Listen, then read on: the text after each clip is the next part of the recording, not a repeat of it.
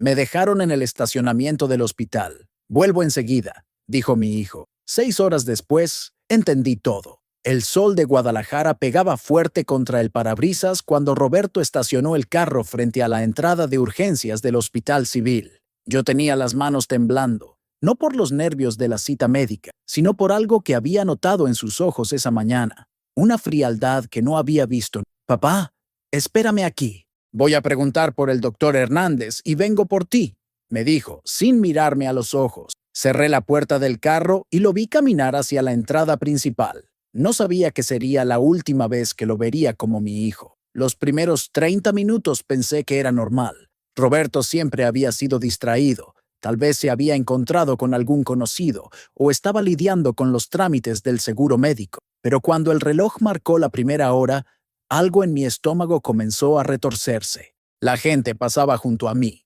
familias enteras cargando flores y bolsas de comida para sus enfermos, mientras yo seguía ahí, sentado en esa banca de metal bajo el sol, esperando a mi propio hijo. Fue a la 1:30 que decidí entrar al hospital. Pregunté por el doctor Hernández en recepción. La enfermera, una mujer mayor de cabello gris, revisó su computadora y me miró con confusión. Señor, el doctor Hernández no tiene consultas programadas para hoy. De hecho, está de vacaciones desde hace una semana. Sentí como si me hubieran vaciado un balde de agua helada encima. ¿Está segura?, le pregunté con la voz quebrada. Ella volvió a revisar y negó con la cabeza. Completamente segura, señor. Regresé al estacionamiento con las piernas temblando. 2 horas habían pasado ya. Saqué mi teléfono y marqué el número de Roberto, directo al buzón de voz. 1 vez, 2 veces, 10 veces. Nada. Fue entonces cuando noté algo extraño. Mi mochila, la que siempre llevaba conmigo, no estaba en el carro. Roberto la había tomado cuando salimos de casa, diciendo que la guardaría en la cajuela. Pero cuando fui a revisar, la cajuela estaba vacía. Si esta historia te está impactando, quédate hasta el final porque lo peor aún no había llegado. La tercera hora fue cuando comencé a entender que algo estaba terriblemente mal. Llamé a Carmen, la esposa de Roberto, pero su teléfono también iba directo al buzón. Intenté con mis otros 2 hijos, Patricia y Miguel.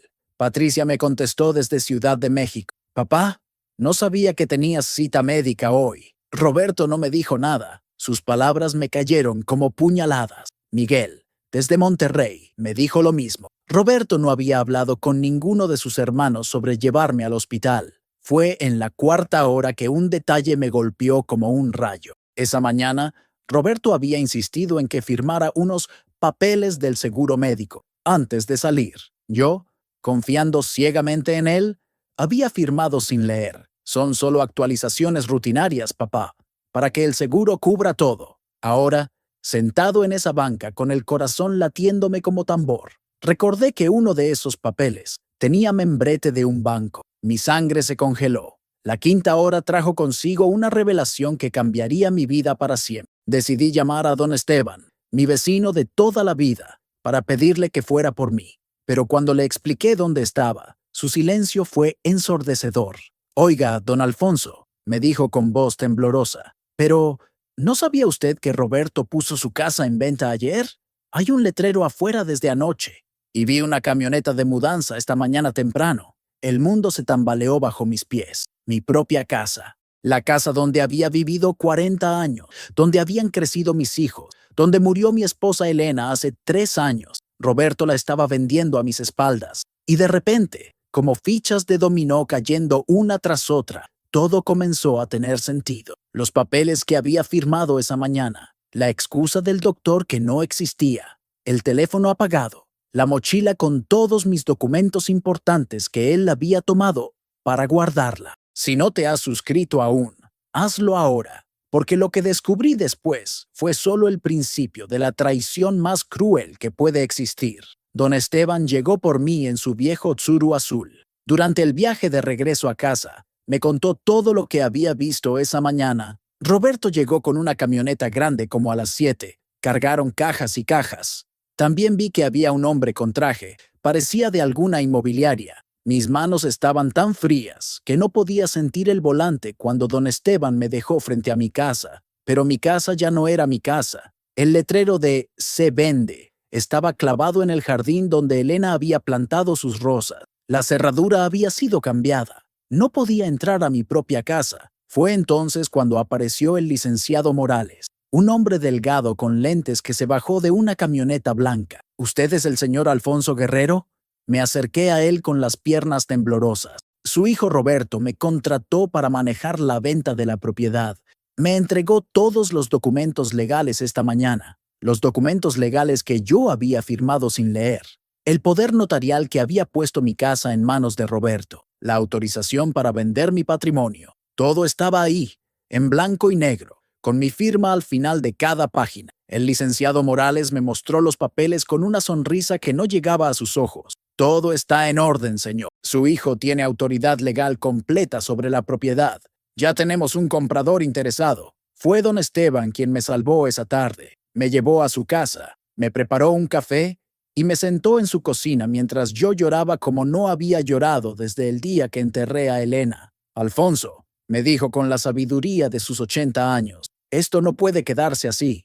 Roberto está robando su vida, pero usted no está solo. Esa noche, don Esteban hizo algo que cambiaría todo. Llamó a su nieto Javier, un abogado joven que trabajaba en la capital. Javier llegó al día siguiente y después de revisar los documentos que yo había firmado, me miró con ojos serios pero esperanzados. Don Alfonso, sí hay algo muy irregular aquí. Un poder notarial de esta magnitud requiere testigos independientes y debe ser ratificado frente a notario. Pero veo que su firma fue hecha en casa, sin testigos. Por primera vez en 2 días sentí que podía respirar. Además, continuó Javier, tengo contactos en el registro público de la propiedad. Podemos verificar si Roberto realmente tiene los documentos originales de la casa. Lo que Javier descubrió esa tarde me dejó sin palabras. Roberto había intentado transferir la propiedad usando poderes falsificados, pero había cometido un error. Los documentos originales de la casa estaban en una caja de seguridad del banco, una caja que Elena había abierto años atrás y de la cual Roberto no tenía conocimiento. Elena, con su sabiduría de mujer que había vivido tanto, había protegido nuestro patrimonio incluso después de su muerte. No te vayas ahora, porque el enfrentamiento con Roberto fue épico y lo que pasó después nadie se lo esperaba. Esa noche, Javier y yo fuimos al banco, con mis documentos de identificación y las llaves que Elena me había dado antes de morir. Abrimos la caja de seguridad número 247. Ahí estaban las escrituras originales, el testamento de Elena que dejaba todo a mi nombre y algo más que me partió el alma. Una carta escrita de puño y letra de mi esposa, fechada 6 meses antes de su muerte. Mi querido Alfonso, decía la carta, si estás leyendo esto es porque algo malo ha pasado y necesitas protegerte. He notado cosas en Roberto que me preocupan. Su obsesión con el dinero, las preguntas constantes sobre nuestras propiedades, la forma en que me mira cuando hablo de herencias. Ten cuidado, amor mío. He protegido todo lo que construimos juntos para que nadie pueda quitártelo. Los documentos en esta caja son los únicos válidos. Confía en don Esteban si necesitas ayuda. Te amo para siempre. Lloré ahí mismo, en esa pequeña habitación del banco, mientras Javier leía la carta por encima de mi hombro. Elena había sabido. Había visto en Roberto lo que yo, cegado por el amor de padre, nunca quise ver. Mi esposa me había protegido incluso desde la tumba. Al día siguiente, cuando Roberto regresó a la casa con el comprador y el licenciado Morales, nos encontró a Javier y a mí esperándolos en el jardín delantero. La expresión en su rostro cuando me vio ahí fue una mezcla de shock y furia que nunca olvidaré. «Papá, ¿qué haces aquí? Te dije que te quedaras en el hospital hasta que yo regresara». «Roberto», le dije con una voz que no reconocía como mía, «creo que tenemos que hablar». Javier se acercó y le extendió una carpeta. «Señor Roberto Guerrero, soy el abogado de su padre. Los documentos que usted presentó para la venta de esta propiedad son inválidos. Tenemos las escrituras originales y evidencia de que su poder notarial fue obtenido mediante engaño». Vi cómo la máscara se le caía del rostro. El Roberto que había conocido toda mi vida desapareció, y en su lugar apareció un extraño lleno de rabia y desesperación. «Ese dinero es mío por derecho. Yo cuidé a mamá cuando estaba enferma. Yo pagué las medicinas. El comprador y el licenciado Morales se alejaron discretamente, murmurando excusas sobre malentendidos legales. Pero lo que Roberto gritó después me rompió el alma en 1000 pedazos. Tú nunca nos diste nada, siempre trabajando, siempre ausente. Esta casa vale 2 millones de pesos y yo tengo deudas. Carmen y yo necesitamos ese dinero más que tú. Ahí estaba la verdad.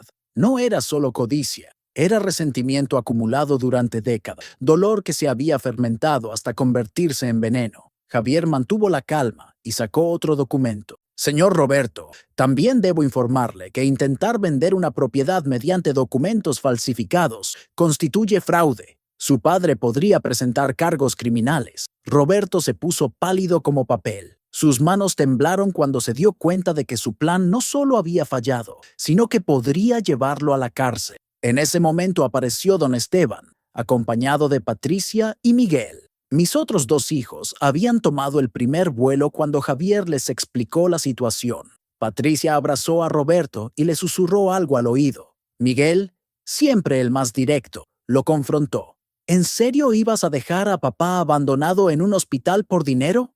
Roberto se derrumbó. Se sentó en el escalón de la entrada y lloró como no lo había visto llorar desde que era niño. Lo que nadie sabía era que Carmen había estado presionándolo durante meses. Sus deudas de juego, que Roberto había escondido de toda la familia, ascendían a más de 500,000 pesos. Prestamistas peligrosos lo amenazaban. En su desesperación, había visto la casa de sus padres como la única salida. Pero el plan había sido idea de Carmen, quien había investigado cómo obtener poderes notariales sin que el propietario se diera cuenta. Si esta historia te está llegando al corazón, compártela, porque lo que sucedió en las siguientes semanas cambió a toda nuestra familia. Decidí no presentar cargos contra Roberto. Era mi hijo, y a pesar del dolor, sabía que Elena no habría querido verlo en la cárcel, pero puse condiciones. Roberto y Carmen tendrían que asistir a terapia familiar. Él tendría que buscar ayuda para su problema con el juego. Y lo más importante,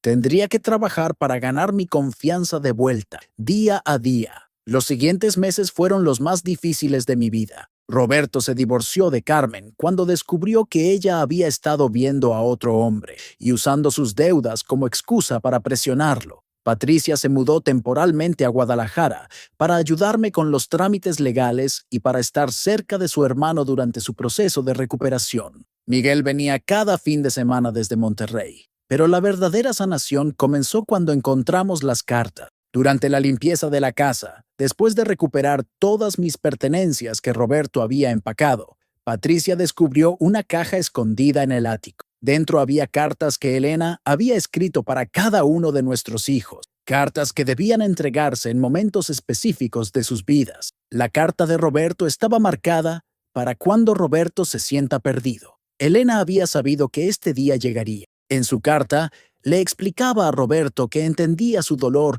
por haber sido el hijo que siempre se quedó en casa, que cuidó de ella durante su enfermedad mientras sus hermanos construían sus vidas en otras ciudades. Le decía que su sacrificio había sido visto y valorado, pero que el dinero nunca podría llenar el vacío que él sentía. El amor no se hereda, se vive cada día, escribía Elena con su letra perfecta. Cuando Javier le leyó esa carta a Roberto, vi cómo se quebraba de una manera diferente. No era la desesperación del hombre atrapado, sino la liberación del hijo, que finalmente entendía que había sido amado todo el tiempo. Elena también había dejado instrucciones específicas. La casa sería mía mientras viviera, pero después se dividiría equitativamente entre los 3 hermanos. Roberto nunca había estado en riesgo de perder su herencia. Lo que descubrí después cambió mi perspectiva sobre toda mi familia. 6 meses después del incidente del hospital, Roberto había completado su programa de rehabilitación para ludópata. Consiguió trabajo como contador en una empresa de construcción y había estado pagando religiosamente una terapia que él mismo había elegido. Una tarde de domingo, llegó a casa con un ramo de rosas amarillas, las favoritas de Elena, y se sentó conmigo en el jardín. «Papá», me dijo con lágrimas en los ojos, «quiero contarte algo que nunca te dije. El día que mamá murió, ella me llamó a solas a su cuarto, me tomó de la mano y me dijo, Roberto, cuida a tu padre. Él va a necesitarte más de lo que imaginas. pero nunca permitas que el miedo al abandono te haga lastimar a quien más amas. Roberto hizo una pausa, respiró profundo y continuó. Creo que mamá sabía que yo tenía miedo de que tú me dejaras atrás, como sentía que había pasado toda mi vida. Por eso hice esa locura.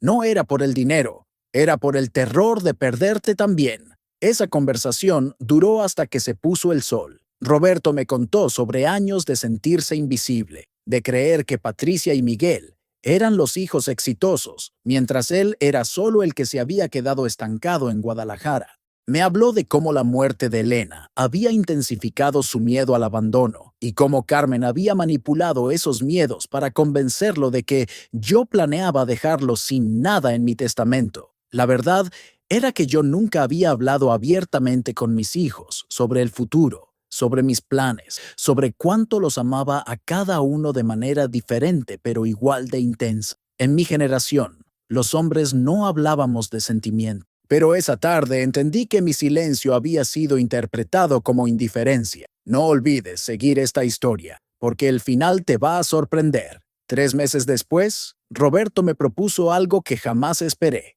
Papá, ¿y si convertimos la casa en un pequeño negocio familiar? Su idea era transformar la planta baja en una cafetería, usando las recetas de postres que Elena había perfeccionado durante años. Roberto manejaría las finanzas y la administración. Patricia podría ayudar con el diseño desde la capital y Miguel con la parte legal y los permisos. La cafetería, Dulces de Elena, abrió en el primer aniversario de la muerte de mi esposa. El día de la inauguración, los 3 hermanos trabajaron juntos, sirviendo el pastel de 3 leches que Elena hacía para cada cumpleaños familiar. Vi a Roberto sonreír de verdad por primera vez en años, mientras explicaba a los clientes la historia detrás de cada receta. El negocio fue un éxito desde el primer día, pero más importante que el dinero fue lo que pasó en nuestra familia. Las cenas de los domingos regresaron. Patricia comenzó a venir más seguido desde México. Miguel trajo a sus hijos a pasar vacaciones en la casa. Y Roberto, mi Roberto,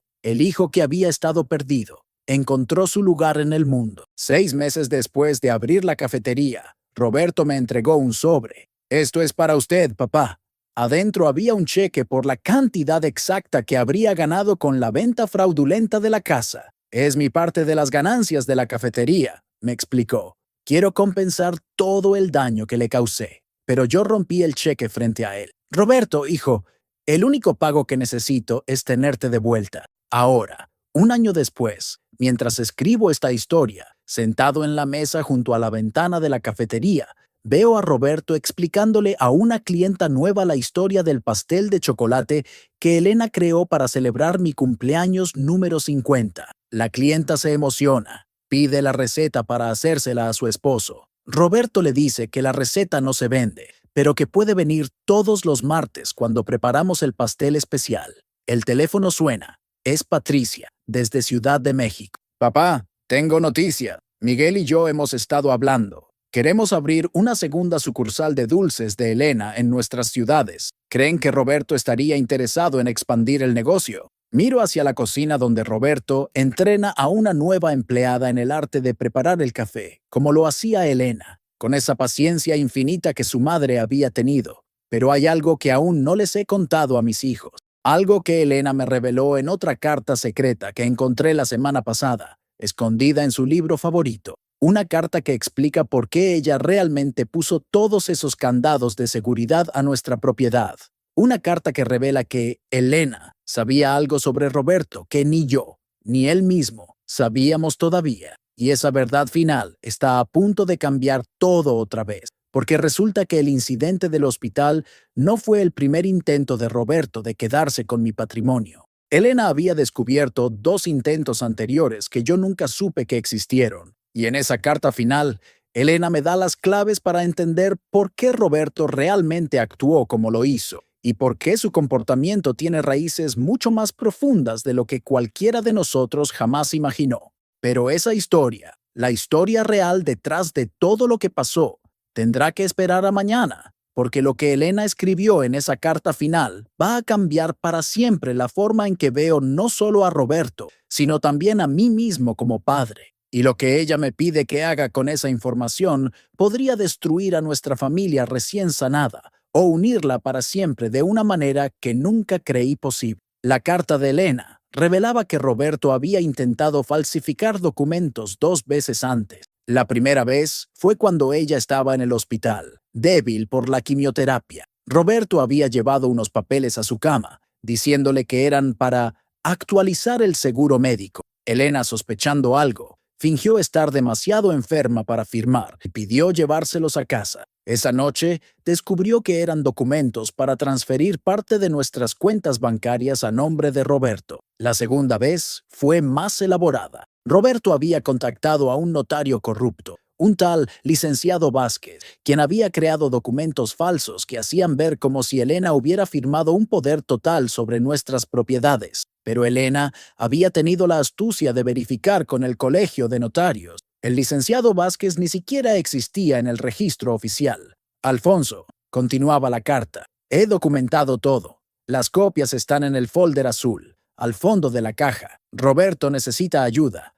no castigo, pero tú necesitas saber la verdad para protegerte. Nuestro hijo está enfermo, mi amor. Su adicción al juego comenzó hace años, y Carmen lo sabe. Ella lo está usando. Saqué el folder azul con manos temblorosas. Ahí estaban las copias de todo. Conversaciones grabadas entre Roberto y Carmen, fotografías de documentos falsificados, incluso recibos de pagos a prestamistas. Elena había sido una detective en secreto, protegiendo a nuestra familia mientras luchaba contra el cáncer. Pero lo más impactante vino al final del folder, un reporte médico de un psiquiatra privado. Elena había llevado a Roberto a terapia sin que él lo supiera, haciéndose pasar por una consulta de rutina para ella. El diagnóstico era claro: trastorno de personalidad límite, exacerbado por adicciones al juego y una dependencia emocional tóxica hacia Carmen. Si quieres saber cómo terminó todo esto, no te vayas porque la decisión que tomé cambió nuestras vidas para siempre. Esa noche no pude dormir.